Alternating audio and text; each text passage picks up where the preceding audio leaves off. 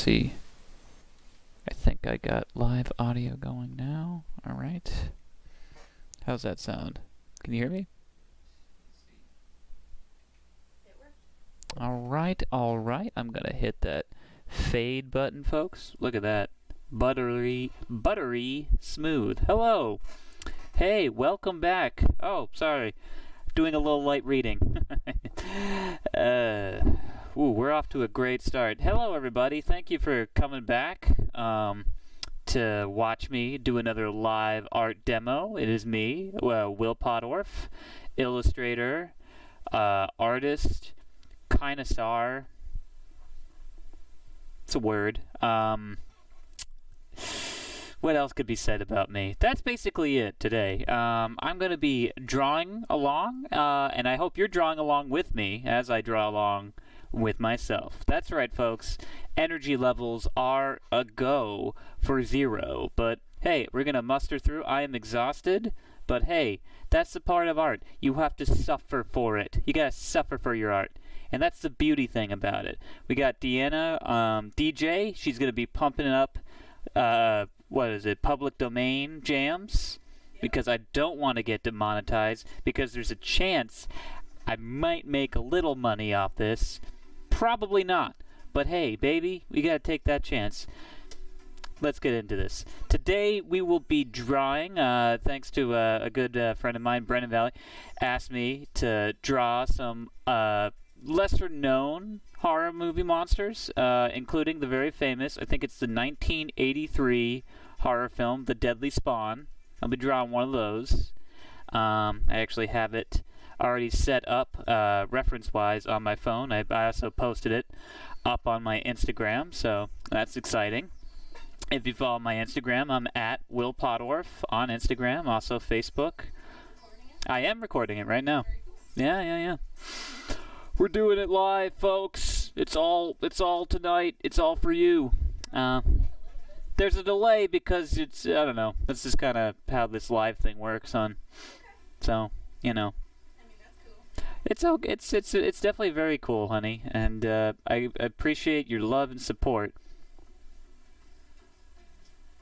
No one can see it right now, but Deanna is also doing sign language to say she appreciates my love and support. Okay, folks, so here's what we're going to be doing tonight. We're going to be using, once again, our Strathmore toned gray mixed media paper. If you want to draw along with me at home, please pick that up. I also have a, let's see here, a mechanical pencil. It's weighted to my pleasure. And you know what? Normally, it's a little weird when I do like just a straight drawing. A lot of times I don't necessarily like to work this way. A lot of times what I'll do is I'll take a sketch and then work from that, usually by blowing it up and then like retracing it and stuff. So, instance, right here I have like a something from my sketchbook that I scanned in and printed out, and then I would take my rapidograph or tracer and just kind of project that on the paper just to get the big lines, and then I can blow it up and get more details too. So that's usually how I work. But sometimes, hey, it's just fun to be spontaneous like that. So let's just get into it. We're just going to start drawing our deadly spawn by exploring the form. That's right. We're just going to put down, I'm just going to see where my hand lies on the page, and that's where I'm going to start drawing. So I'm just going to go right here. And there we go. We're just going to... The great thing about the Deadly Spawn is that it is a sort of a, what's the word, kind of a Lovecraftian, like, horror thing, where it's like, well, the reason why I love it, and I'm glad my good friend Brendan Valley brought it up and stuff, is because, like, actually, no, I will say Brendan Valley asked me to draw it, but I remember seeing Deadly Spawn for the first time with my buddy, like, Sean, who's also an Instagram artist that you should check out. He's awesome. Mostly ghostly on Instagram. And I just remember he was like, you gotta watch this movie. It's like very low budget, but it's awesome. And I was like, oh, alright, I'll check it out. I don't know, like, the title seems a little weird. Which is like, you know, that's a no-no in horror film. You know, never judge the movie by its title. I don't think. I don't know. You probably should, actually. There's a few of those. Like, I like The Others, but that is a terrible title for that movie. I don't know. The Others. It's pretty good, actually. But in any case, we popped it in, and I was just like immediately like, oh, I love this because it has some of my favorite things to draw, which is I will have to say teeth and just like flesh tubes. Oh my god, I love drawing flesh tubes so much. Like, I like tentacles. Here's something I'm just gonna dispel right now, folks. And I'm sorry, I'm not sure if that's picking up on the camera too well, unfortunately. I wonder if we should pull the camera up. No, I think it looks fine, like, for our purposes right now, because honestly, I'm going to do the pencil work, and then I'm going to go in there, and I'm going to ink and stuff, and then that's when it's going to really pop for folks, I think, Because right now, like, a lot of, like, pencil drawings in general, it's just, like, it's just there as framework for your ink and stuff. So if you want to ink tonight, too, make sure that you get your ink set aside, because we're building a illustration from the ground up, folks. Oh, man. Deanna, what are the comments looking like so far? You've got no comments yet. Awesome, folks. Thanks you for tuning in. Oh, man. We're cooking with gas now, I think. Oh, my goodness. That said, we'll just kind of like, like I was saying, sorry. I got a little sidetracked there. Like I was saying, though, I love drawing the flesh tubes. And a big misconception is that, like, I'm a big tentacle guy. I am. I love a good tentacle, all right? Don't get me wrong. Don't put me in that box of, like, hey, this guy don't like tentacles. He ain't that cool. That ain't true, man. That ain't true. The reality of it is I love tentacles, but I also just love the folds of flesh that you get on, like, one of these, like, horrible looking monsters. Oh, my goodness. The fleshier, the better. One of my favorite movies of all time, 1988. Brian Yuzna's, Society. Now, if you ever seen Society, you know what I'm talking about. If you haven't seen Society, and you want to see some body horror weirdness, the likes of which you've never seen before, definitely recommend it. It is a total recommendation. Here we go. We're just exploring that form right now. Oh, man. The best part about the Deadly Spawn is the fact that it's got teeth, but it's got multiple rows of, like, crazy-ass teeth. Like, that don't really necessarily make sense. That's also why I have the reference photo out to work with, actually, so they can just kind of explore it and just kind of, like, get that, like, oh, yeah, because this thing has, like, multiple rows of teeth, so they got to, like, lay that out. Because I normally just kind of do, like, the one set of little choppers and stuff. There we go. All right. We're looking pretty hot tonight, aren't we? I guess me, because I'm just looking at me. And maybe the Deadly Spawn. Oh, my goodness. Yeah, it's a great horror film, which you can watch free on YouTube, because I don't know who owns the rights to it. So they just threw it up there, so you could just watch it. There is, like, a whole channel. I gotta ask my buddy Sean about that, what the name of that channel was, but it was just a whole channel of just, like, low-budget horror flicks that were just kind of ripped from, like, VHSs. That, like, whoever ran this site just kind of threw it up on there. And I was just like, oh, man, this is awesome. And there's a few of them on there that, for sure, were like, kind of real snooze fests as far as, like, exploitation B films are concerned. But there were some golden gems, including The Deadly Spawn. It was a lot of fun. I think Devil's Reign was also on there as well, which, once again, my buddy Sean showed me that as well, which was another, I'm gonna say awesome, because it wasn't necessarily a great horror film, but it had a lot of cool elements. And that's the thing. I think I was talking about this last week, too, where the thing with a lot of horror, in my opinion, is, like, I've never been disappointed with a horror film. I mean, all right. I'm going to walk a lot of these, like, things back already, folks. I'm sorry. Because I have been disappointed by horror films. I could name you a few, but I'm not going to. Not now. That's, there's a oh, there's a paywall for that. It's called, hey, give me a text message. I'll tell you in person, and then we'll go from there, pal. But no, it's like I always enjoy a horror film, especially like a low-budget one, because the low-budget B exploitation ones, they always have a wild, wonderful, like, what's the word? Abundance of, like, crazy ideas that they were just like, let's put that to film and let's see what happens. And it's like, so you get a lot of, like, it's wonderful. It's a lot of that creative freedom of just like, why not do this? And then but at the same time, it's like, oh yeah, it's that case of like, sometimes their reach is not as far as their grasp. Is that the expression? I think that's an expression. Oh yeah. So it's like they kind of like, they go for these big ideas or these like crazy ideas, but it's unfortunate where it's like, oh, they didn't really have a good DP on the film, so it looks a little crummy, or the acting kind of knocks it down a peg or two, which is always unfortunate, because I've seen like so many of these horror films where it's like, that's a really cool monster. They took all their time to work out how cool this monster is. It just stinks that it's like, oh man, that you could see the boom right there. It's just like, if only they had put X amount of time. But that's also the beauty of these things, because it is like, it is so spontaneous. It is so kind of, creatively freeing, where it's just like, let's just run and gun, It's the beauty of horror. Oh, yeah. Yeah, now we're getting the shading in there and stuff, so I think that's picking up a little bit. Oh, yeah. Oh, I'm getting a little text message there. I had to knock it away from my phone, folks.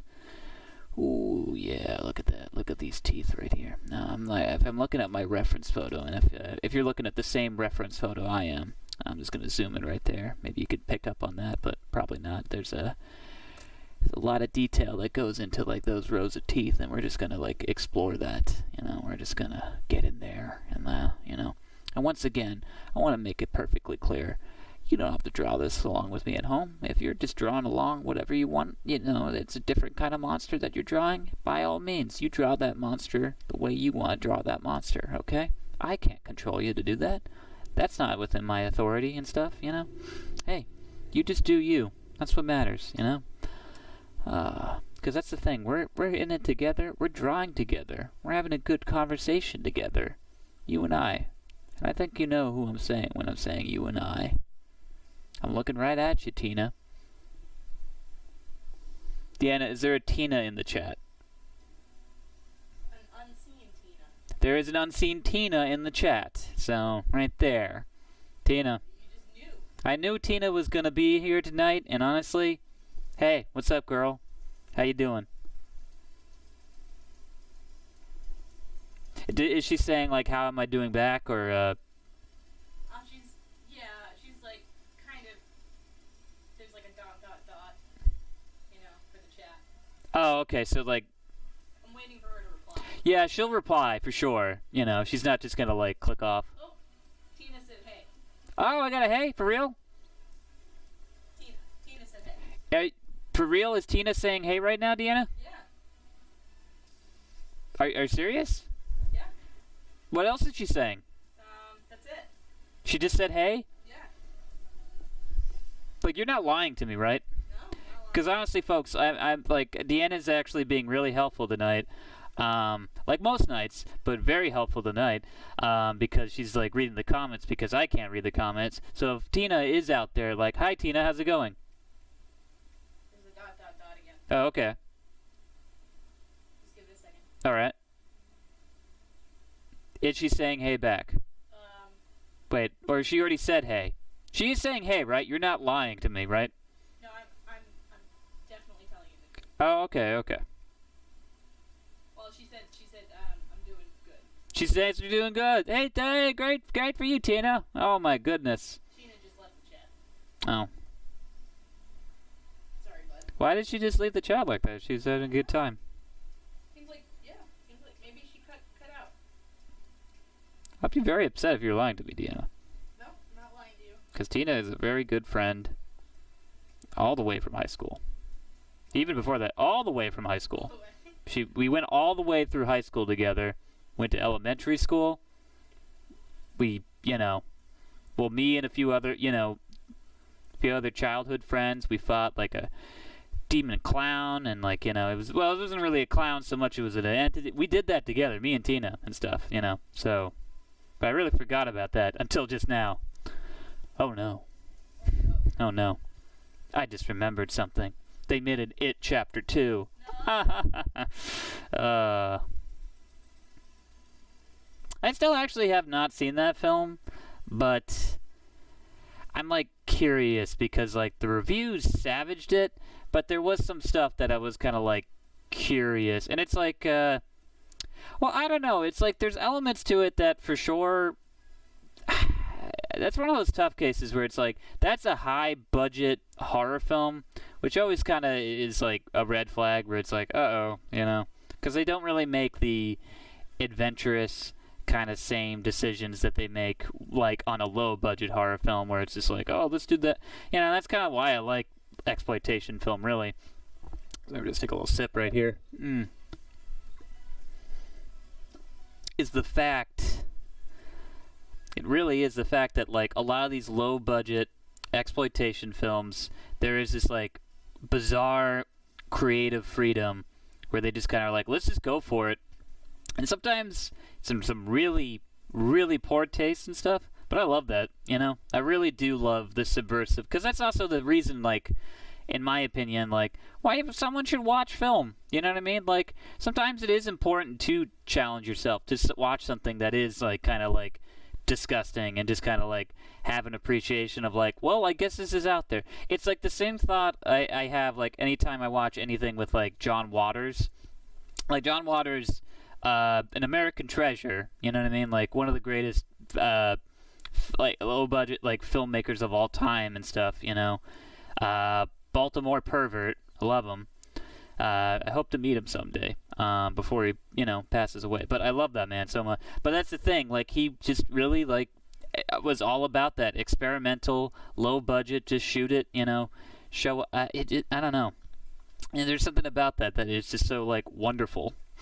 That, once you get those big budgets and then, like, you get people with, like, money in there. That's when it's, like, the decision, like, creatively, you lose it a little bit, because it's like, it's no longer this one auteur's like vision and stuff, or like a collaborating force and stuff.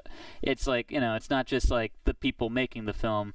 Then it's like the studio producing the film, and then the other studio, and then the marketers, and then all this other stuff. It's usually what happens. And it's like, it is a bummer to kind of see when like some films get savage like that. Which I will actually say, I think the It films, specifically, we're kind of a victim of that in some regard, actually, because there was some stuff that was pretty subversive from the book that they kind of left out. Then, folks, I understand, you got to appreciate the book over the movie and everything.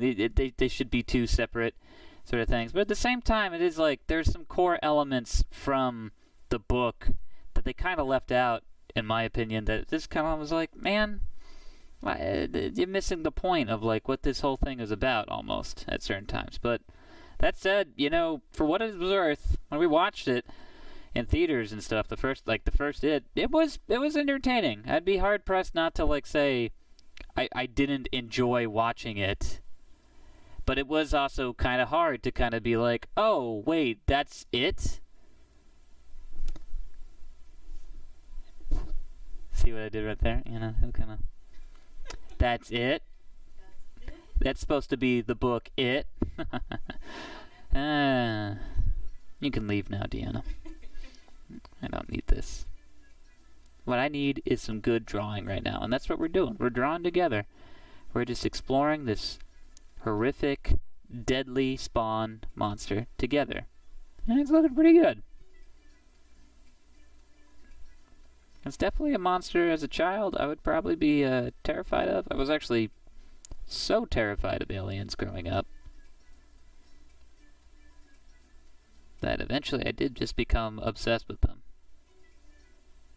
Which I think is like what happens with a lot of well, I don't know. It was funny because growing up, I had night terrors, not just of like, because I had watched the movie Alien way too young and stuff, so that definitely like affected my nightmares for a couple years. I had some very severe nightmares about the alien. Yeah, I also had severe night terrors involving E.T. from the movie E.T., which, if you didn't know this, is a horror film where this alien monster comes from outer space and just gets his hands all over this, like, boy, and just starts, like, ruining his life and stuff. And, like, he creates a psychic, physical bond with the child so that he can suck the life out of him. And, like, and then he's resurrected and all that. And it's, like, it's very creepy. I don't recommend it at all. That Steven Spielberg's a hack. Anyway, no, as a child, it, like, terrified me, and I literally had night terrors about, like, E.T.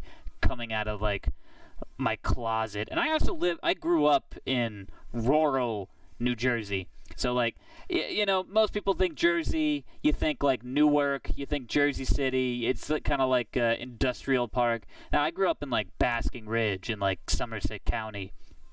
And it just was this, like... It was so dark, and I just lived right next to the woods. Like, literally, my house, like, was next to, like, a, the town park and stuff.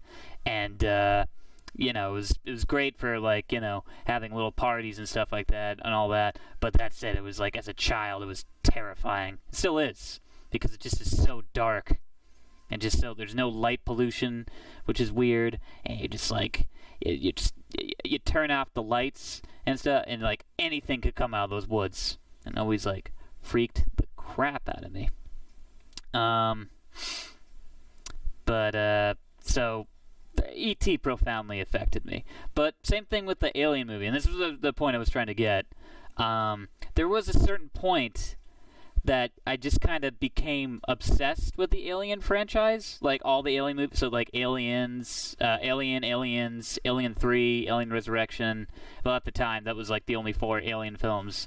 And then Alien vs. Predator came out. And as a 12-year-old, that stuff looks very cool on paper, because it's like, oh, it's a comic book movie. They're like, it's like action figures that just finally fun. And it's also like, it's one of those deals too of like, I was actually a pretty big fan of the Alien vs. Predator Dark Horse comics and stuff. So I was like, when that film came out, I was hooked.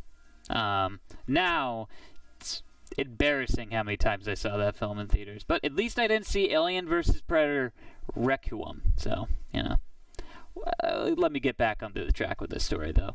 I became obsessed with this thing that terrified me, and then it no longer terrified me, which I think is, like, fascinating. Because I also, it's funny, because I equate this to of all things, H.R. Giger had this documentary that he put out a couple years ago, back in, like, I think 2014, before his death. Or that might have been right around his death. In any case, it was called Dark Star, and it was just a biopic about his life, and it was, like, very fascinating. And he just talked about this story, which I loved, where it was about him as a child. And he was like, mind you, during the scene, he's like, he has a bunch of skulls, like human skulls, like a whole pile of human skulls just sitting on this, like, desk and stuff. And he's just going through them, and he's just like, oh, this is the oldest skull that I own. It's like the one that I had as a child. And he was just talking about the fact... Okay, reconnection successful. All right. Let's just see if... That was the internet. I think we're all connected. I think it's back now. Yeah, look, no, it's back. It's back. Okay. We're good to go. Yeah, sorry about that, folks. I don't know what happened there. We just got I don't know. That was kind of weird.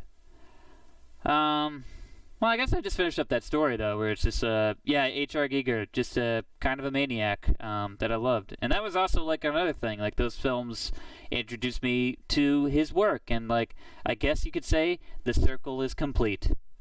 Unlike this deadly spawn right here. Look at that. That's pretty crazy, right? Look at all those teeth. Oh man, I love these things.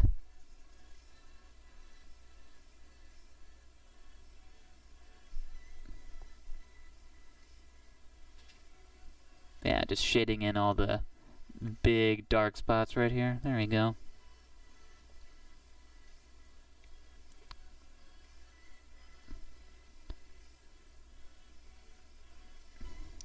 There's nothing more relaxing than you just kind of take the time.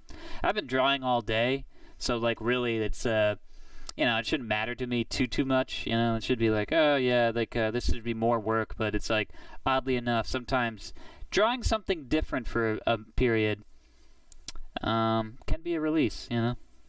I guess that makes me kind of like an extroverted artist almost, which I am. I am very extroverted, oddly enough. But it is that weird thing of like, you know, I'll have those periods where I'm like, oh, I'm so tired of like talking to people. Oh my god, I'm exhausted. I should talk to these other people and see what they're doing tonight, you know. Which is just kind of a weird quirk of being an extrovert at times, actually. Which, believe me, I'll tell you right now, coronavirus and the whole pandemic has really kind of like laid waste to that extroverted kind of nature. It is really kind of, now I am just like full on indulgent in that like introvert kind of like, why would we go outside? We can work inside, you know, there's nothing out there. You could never go out there. I'm like John Goodman in that 10 Cloverfield Lane, which is a movie. Movies are a thing that they used to show in movie theaters. Movie theaters was a thing before the dark times, before the Empire. That's Star Wars line. Any comments, honey, or no? Any viewers, or no? Oh, well. Hey, it's all good. Hey, at least we're drawing together. Yeah. There you go. Oh yeah, we're drawing up a storm today. And I'm just gonna like get that thing right there. Ooh. Yeah, I'm not even sure if I'm necessarily gonna... You know what? Actually, I'll tell you what. We'll start with I'll say this right now. We'll start by drawing this week, and then next week, how about we finish inking it? I think that's probably the best best thing tonight, actually, considering you know, people aren't really tuning in as I had kind of planned. You know, hey, I might as well like put it a little easier on me and just kind of like do this for an hour, because I always kind of plan these out to kind of be an hour and stuff, you know, just for the sake of my sanity and your sanity at home, because honestly, I don't know if I could jabber on for more. I probably could, but at the same time, I'm pretty sure folks reach their saturation level with me around the 45-minute mark, you know? That's just a guess, you know? I'm just a guesser, okay? I'm not the bean counter, okay? I'm not your manager, alright, pal? Alright? I'm just a regular working Joe, just like you, trying to cut my way in this world. And by cut, I mean I'm also a serial killer at night, and I cut up people and make suits. All kinds of suits. What kind of suit do you want? Skin suit. Skin suit, got it. Yeah, tell me something I don't got. I also got a cat hat. Guess what I made it out of? A raccoon. 3 dogs. We're having fun tonight, folks. Ooh, yeah, especially with all these flesh folds. Ooh, it's gonna be a lot of fun. It's gonna be a lot of fun, folks, next week when we get in there and we get to like ink some of these too. Oh yeah, because right now I'm just like, I'm going loose. I'm drawing something that I really want to draw, which is just like, ooh, fleshy goodness. A lot of these like weird folds, these like sinew, like all this like kind of like muscle, this like gross dripping kind of je ne sais quoi, as the French would say, if that makes sense. I don't think that does, but hey, it's okay. It doesn't necessarily have to make sense. Because that's the thing. You think you're watching the stream, but you're actually trapped in the stream with me. I'm Rorschach. From that very popular comic book series, Watchmen. Alan Moore's Watchmen. I also wrote From Hell. I also wrote Ex Mechanica. What is the one where it's like there's one where it's like it's a robot sort of thing, or am I thinking like Ex Promethea, where it is like that one's a bizarre one because apparently it is just like an exploration of like a cult. Like apparently he did like a cult ritual and magic around it, but he's also not the first one to do. Well, I don't know, because it's like there's Alan Moore and then there's Grant Morrison. Yeah. He wrote The Invisibles, which is all about occult kind of magic and stuff like that. And he's even talked about on publishing and stuff that he was doing some like he was encouraging readers to do rituals as well at home, like do sigils and stuff like that to keep the book from from cancellation and stuff, which apparently it worked, which, take it for what it is. If you're into, like, occult, whatever, like, it's fairly interesting.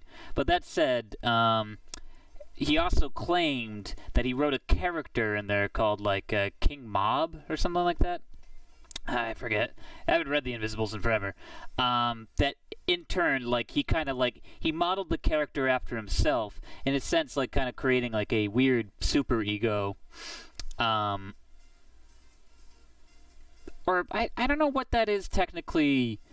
It is a form of chaos magic where he kind of is putting himself into his stories, in the sense of like as like a power kind of sigil thing too, because this is the issue he ran into, because he was kind of using it as a power sigil, and then apparently he wrote in the character got like sick or like was like dying of something, and then in reality Grant Morrison got like this bizarre blood disease out of nowhere and like was like deeply affected by it, and then he kind of like he wrote King Mob or whatever out of it, and he got better.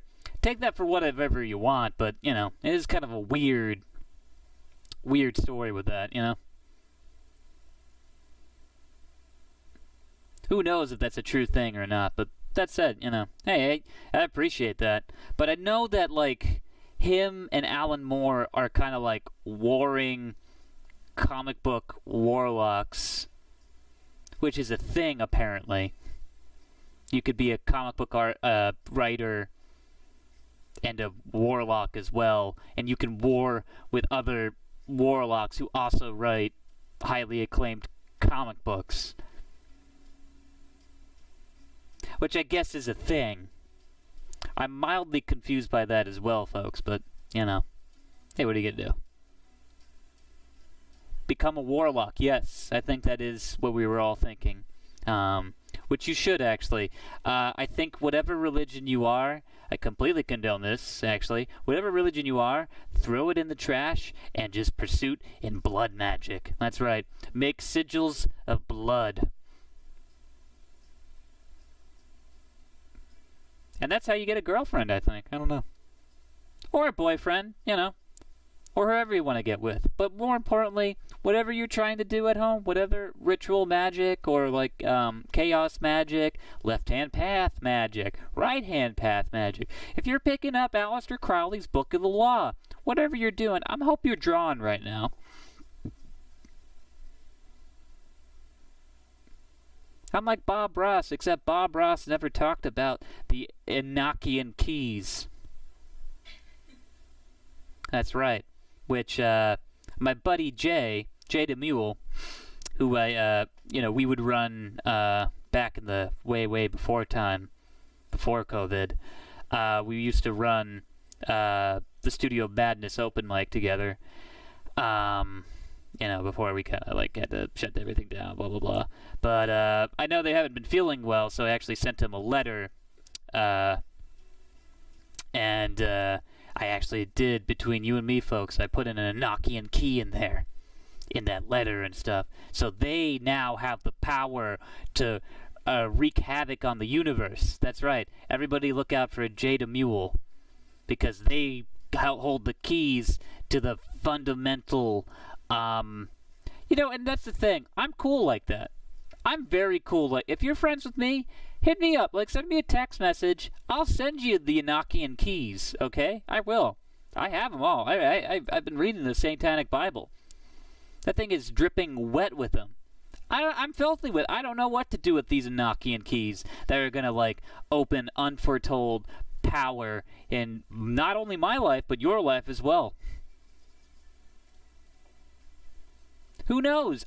You might get elected as president because of these keys. Now, am I saying, did I give Kanye West one of these Enochian keys? I might be guilty of that, folks, and I'm sorry, okay? I'm big enough to say when I've made a mistake. That was a pretty big mistake, because now he's trying to run for president, and I'm just like, oh, okay, cool. Why do we have to care about the post office now? I don't want to care about the post office, but we do. It's a pandemic. That's looking pretty good, though. Looks good. Yeah, it does look good. Any comments, Deanna? Nope. It's all good. Hey, at least we're having fun, drawing together, listening to some domain-free, public domain. No, it's domain-free. That's what I just said.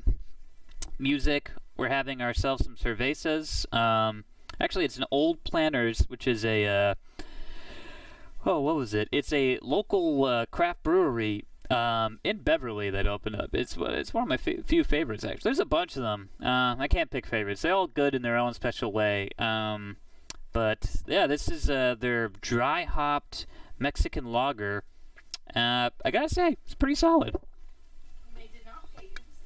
They did not, actually. I'm under no contract right now with anybody, actually. I used to be a brand ambassador for Jack's Abbey Craft Lager. It was just kind of like a day job to kind of pay for some extra bills between, like, my different comedy gigs and commissions, like art commissions and stuff like that, art jobs.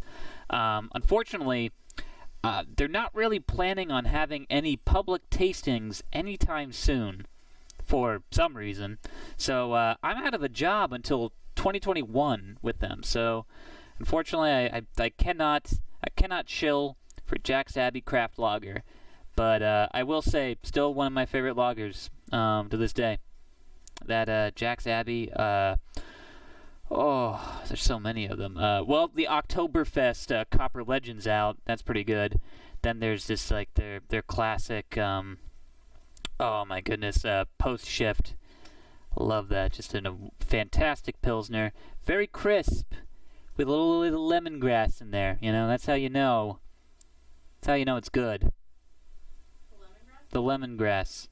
Deanna wouldn't really know because she is gluten intolerant. Well, actually, she's got celiac disease, so she can't enjoy the glory that is lager.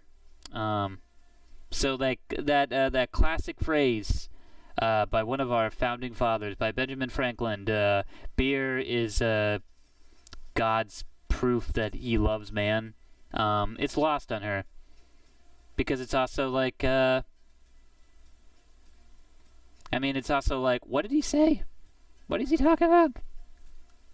It's a weird thing for a founding father to say.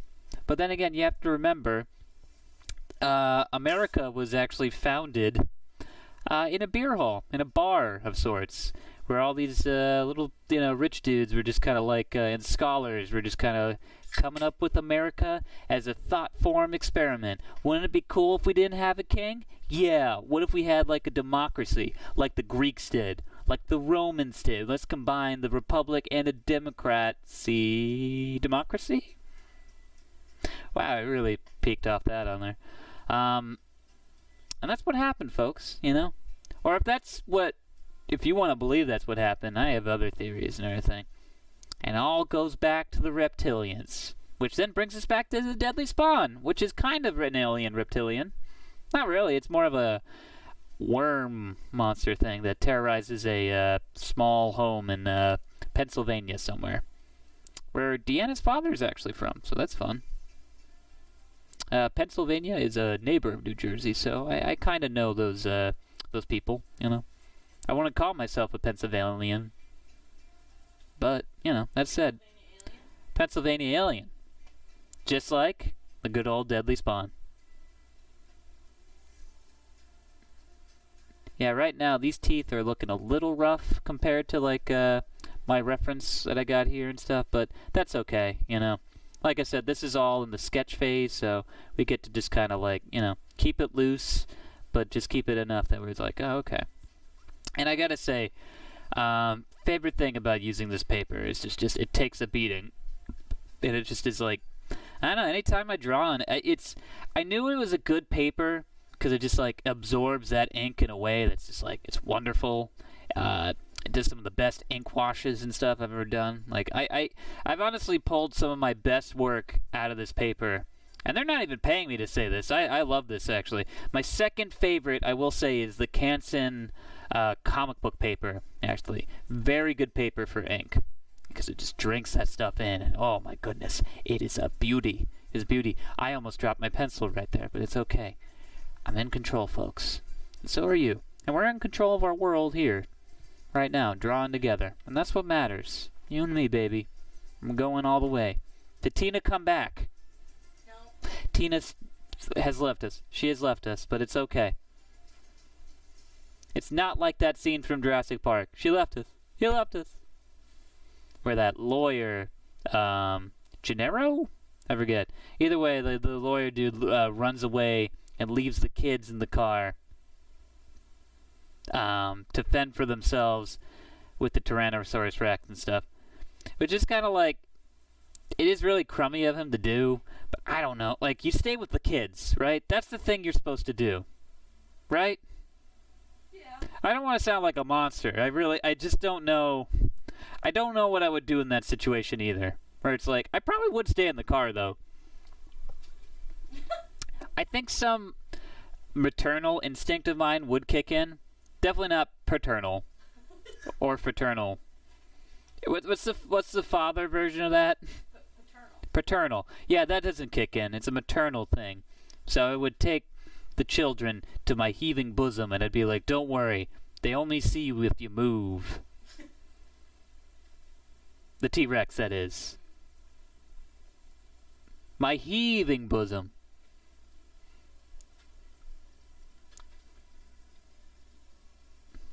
Yeah, it's looking pretty good.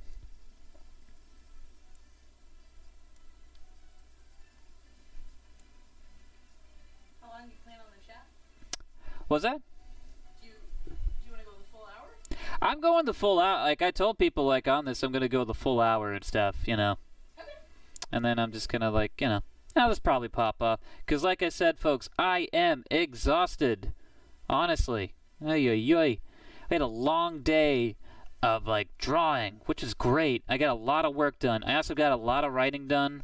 I just finished up another draft episode, like a spec episode for the Slanted Hallway, which is the podcast / radio show that I write for, do the art for, act on, along with my good buddies Alex Williams, Dan Butler, Lubomir. I always forget. I can't pronounce his last name. I'm sorry, honey. Do you know how do you pronounce Lubomir's last name properly? Because it's very Polish and it's very. I'm sorry, Lubomir. I don't want to attempt it. But Willie Downing, the boys from the Pacific, the Missouri Pacific and stuff. They always help out. They make that show great. Deanna Burke. She does a lot of the voices on that show too. Lauren Lowell. She does a lot of the voices, and so many others. Sorry I can't remember everyone's names, but that said, now that I gave everyone their credits on that show, I can actually talk about it. But yeah, no, we've been really, I don't know, it really hit our stride recently with that show and just kind of putting out episodes. Dan does all our editing for it, and it is like, it sounds awesome. I don't know. It's been like very creatively rewarding, especially considering comedy's dead, so I'm not hitting any open mics. I'm not hitting any, like, I have no shows planned. I was gonna like record my like EP along with my buddy Jay, and that just got thrown out the window, which was kind of a bummer, you know. So everything's been kind of put on hold as far as that's concerned. So it's kind of nice to have like creatively this other, like, I don't know, it just really has been like, because I've done the Zoom shows and they're great. I really just like doing them though, just to see my buddies, you know. It does feel nice to just kind of see everybody, like my good buddy Josh Day, he runs one, that's always a lot of fun. And I love seeing everybody, but it is like, it just isn't, you know, a lot of times you do just kind of like when you do stand-up, you need that audience, and it just doesn't feel the same. So I really do just kind of do it to, you know, really just see everybody, you know, and like just kind of touch base and make sure everyone's safe. That said, where was I going to go with that, actually?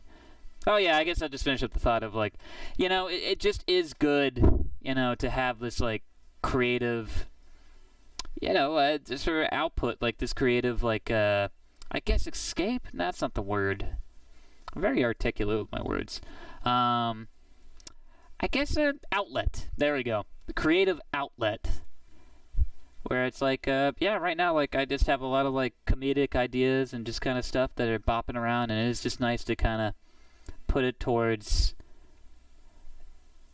you know, something that's, well, what's the word? You know, it poses a challenge, actually, because it isn't like a typical, like any of my typical stand-up, which is unfortunately very raunchy. And that's one of the best things about the Slanted Hallway. It's like, it's one of the only things of my comedy that, admittedly, I could show my grandma, but I still enjoy writing. It's still funny, but it's not vulgar. Which, look, I'm not saying I constantly glow. Ugh. Ah, the gorgeous ladies of wrestling. Need to take a moment there to think about that show.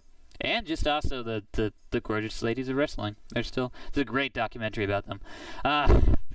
Anyway, yeah, no, that's not like all my stuff is extremely raunchy, but it's like, you know, I curse, like I do all that.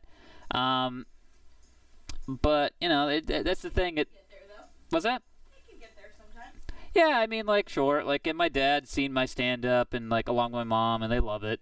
But it is kind of nice to, like, do something that, like, oh, yeah, I could show my grandma, because, like, one of the biggest things is, like, we set up the show to be as a 1940s/50s radio show in the vein of, like, The Inner Sanctum, or, like, a classic serial, like, The Shadow, or something like that. Not necessarily like The Shadow, but we've done stuff like that. We've done, like, Buck Rogers style episodes where it's just kind of like, you know, we're zooming around. We've done a lot of stuff with it, but one of the biggest ways I've always described the show is, like, kind of like, oh, it's like the Twilight Zone, except stupid, you know?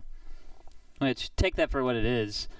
But it is kind of nice. So it's like we treat every episode like they would never have said this word back then. That doesn't make any sense, you know what I mean? They would not make this reference. They wouldn't be this full, you know. But it's kind of nice because it kind of, like, it takes me back to a lot of times when I was watching, like, The Naked Gun and stuff like that, where it's like they necessarily those, like, Police Files and stuff, or Police Squad, you know, shows like that, where necessarily they would talk about dirty stuff, but they wouldn't be explicit about it, and it just kind of, like, it does kind of create a kind of a nice challenge. It's like that thing of, like, in a writing prompt, like, what's a good writing prompt where it's like, okay, talk about death, but without ever saying the word death. Something along the lines of that, you know? is the best way to describe like how kind of the challenge slash like the kind of cool freedom. And it's like it's also just great where it's like it's one of those wonderful experiences where you just kind of like you sit down with a bunch of people you love and you just kind of like you try to make each other laugh, and that's a lot of the writing sessions when we do that show, which is kind of nice. So if anything, that's my endorsement for it. And if you haven't listened, go check it out. Like, please do. Like, honestly, it is like a real big labor of love for us.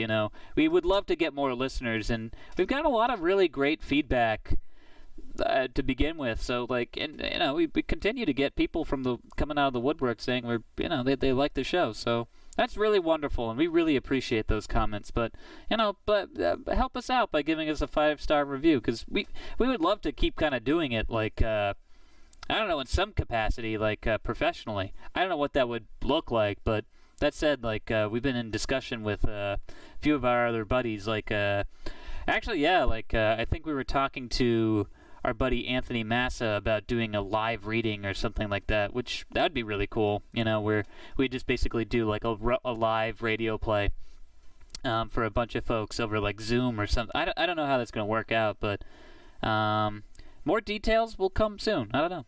So stay tuned, folks. Yeah, it's looking real good.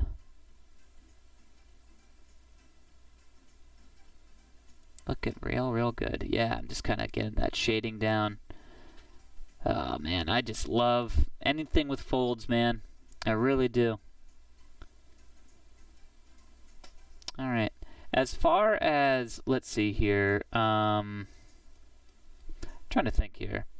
As movies or anything, I can't speak too much to new movies or anything that I've watched recently. I haven't really watched too much. I did revisit recently with Deanna, who never watched the show actually, 30 Rock, so that was kind of fun. We're just kind of rewatching some of that first season, which I really love that show. I kind of forgot how funny it was, how well written and all that, so it was kind of cool to return to that a couple of years later, and admittedly not be disappointed and stuff.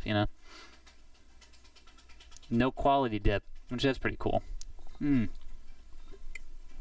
That said, I've also... Oh, yeah, right. Last night I did, like, jump into, like, rewatching, what was it? Twin Peaks, which was a lot of fun. Because it was also, like... I was kind of... What's that? Without me? Well, you went to bed by that point, hon. Sorry. Twin Peaks. You were exhausted. Also, maybe you should stop doing whatever you're doing right there. For the viewer, off screen, Deanna is playing a game that would induce an epilepsy. Get an epilepsy warning on the bottom? Yeah. If you have epilepsy, you should not play this game. Like photo epilepsy. It's also very distracting. Sorry. Oh, you're gonna get it later, honey. I'm gonna post this to my... Well, post it up then, hon. Come on. Just dying. It's Jimmy Stewart here. You should stop playing the worm game where it jiggles around. Oh, Mr. Potter. Oh. I'm trying to save Christmas from the rich. That Mr. Potter's trying to get us out here. Frank Capra's a genius. Oh. There's a man trying to kill me. I'm in a cast. Oh. Well, you gotta call the police. There's a deadly spawn on the loose. Oh, no, not spawn. The Todd McFarlane superhero. It's the deadly spawn. Hello. Now, how long, I wonder, I could do a Jimmy Stewart before I blow my brains out? That long. Oh, boy. Well, just look at this. Look at this paste right here.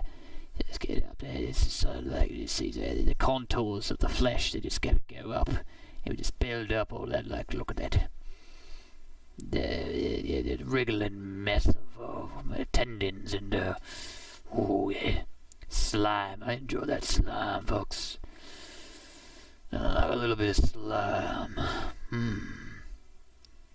A little bit of slime, I say. Hey, folks, it feels sublime.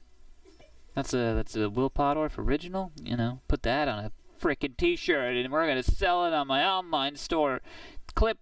Ring the bell and subscribe.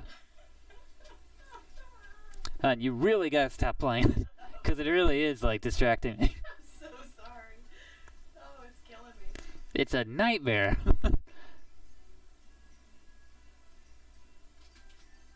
Oh. Yeah, this thing is... I am digging it. This is definitely like a Will Pottorff rendition of the Deadly Spawn. But that said, I'm digging it. I'm loving this thing right now. I'm not gonna do the ba-da-ba-ba-ba. So, get that out of your head.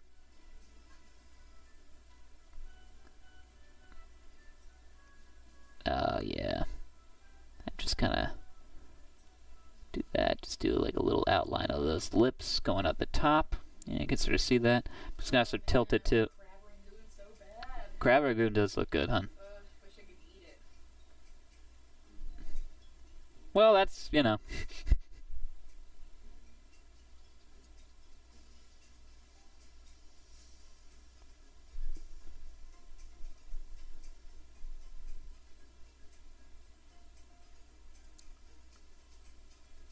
I do love this public domain weird.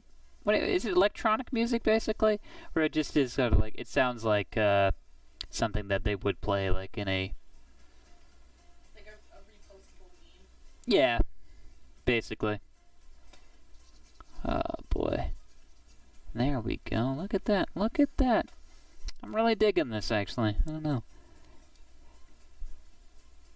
I hope you're digging it too at home, actually. I hope you're drawing along. I hope you're having fun.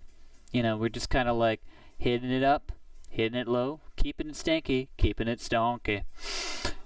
If you know what I mean. Yeah, no, I hope you're really just enjoying drawing with me right now. I hope you're enjoying the conversation. If you want to join in the conversation, go for it. If you want to post your drawings of what you did while watching me draw and, you know, just kind of patter on about whatever I'm doing. I'm making that a word, honey.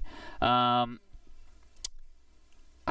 all means, like, post it on my Facebook. You can follow me on Facebook at Will Pottorff Art. You know, you can follow me. Go to willpottorff.com if you want to see more my artwork, you know, what have you. Check out my Instagram, once again, at Will Pottorff. You know, it's very simple. You just type in Will Pottorff, and you can find me. I'm like an assassin like that, you know, where assassins are very easy to get your hands on them. I think. Or do you have to go to the dark web? Which also, I'm going to leave it as a question to the people watching at home. Should I put my stuff up on the dark web? Would I get more business on the dark web? Or would I end up on, like, that Epstein Island? That's the only question I have. I don't know.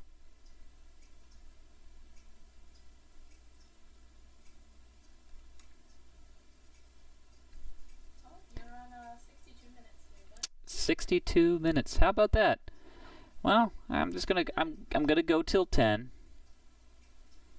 Just to kind of like finish up the shading right there. Yeah. And just kind of like, yeah, just sort of like do a little crosshatch, you know, right there, you know, just kind of play around with that form, you know, like probably when I go to the final inks on this next week, same time, same place, Thursday, 9 p.m. Eastern time. I guess that's like 6 p.m. Pacific, right? 3 p.m. Mountain time, I think. That makes sense. No, yeah, no, next week I do want to come back and do this again, and, you know, like, we'll go in with the inks, and we're going to finish up this Deadly Spawn. You know, I'm just going to kind of start doing this at the top. Well, you probably can't see that, but, no, we're looking pretty good, I got to say. Not bad, actually. Not a bad start. I'm probably going to finish up some of these other pencil marks at the bottom at my own leisure, but then next week, we're going to come back, and we're going to put in some of the inks on this, you know? We're going to, like, yeah, we're gonna ink it together. Hopefully, at home you drew along, or if you're watching this later, you kind of drew along and you did your own thing. But hey, next week we're gonna go in and we're gonna ink it together. Same time, same place. Hey, for everybody who actually watched and stuff, thanks for tuning in. I will be back. Once again, follow me on all my socials. I'm on Twitter too. Check me out at Will Pottorff. Art, I think, at Will Pottorff Art. I'm also Will Pottorff, or like Will_Pottorff. Check out the Silent Hallway. Check out all my stuff. All the links. Subscribe. Hey, but honestly, I hope you had fun drawing along with me. I had a lot of fun too. I'm gonna go probably lay down or probably do something else. I don't know. Yeah, most likely I'm just gonna keep drawing, folks. But hey, thanks for tuning in. You have yourself a lovely, lovely evening. Yeah, that makes sense.